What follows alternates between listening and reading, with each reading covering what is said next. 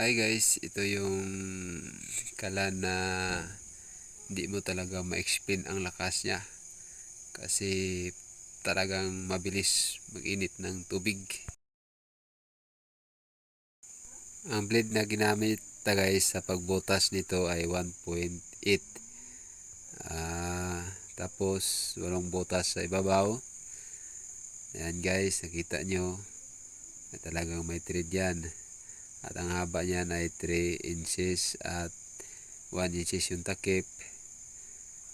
Bali 4 inches yan guys. Tapos butasan ta siya guys ng 4 na layer.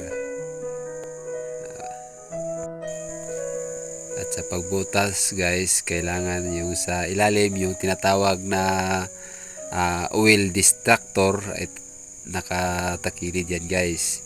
Ayon si babaw guys, yung nakita yung puti yun ay ang ulo ng rivets na 2. Yan guys, yun yung tinatawag na muffler para yung hangin guys ay mataas yung pressure niya. Yun guys, yung silalim naka-slide, yan ay tinatawag na oil distractor. Sa gitna ay paibabaw na yan guys. Bali 4 na layer yan guys ang butas.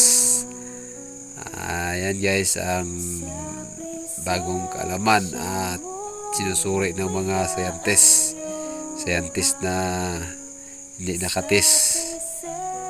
Ayan guys, nakita nyo, ayan ang slide nya.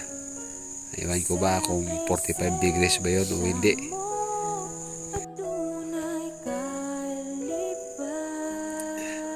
Ayan guys, niwild ko na sa kala natin. Pagkatapos guys, subukan natin guys kung gaano ba ka-effective itong bagong natuklasan ng mga scientist na hindi naman natis. Ayan na guys, magbuhay na siya. Talaga namang pang indoor lang talaga yung apoy niya. Hindi pwede sa sa pista latanay ng baka. Yan na guys, yung tangke natin yan guys, yung ginawa ko sa part 2. Tangke talagang solid yan guys, hindi ka nagsisisi.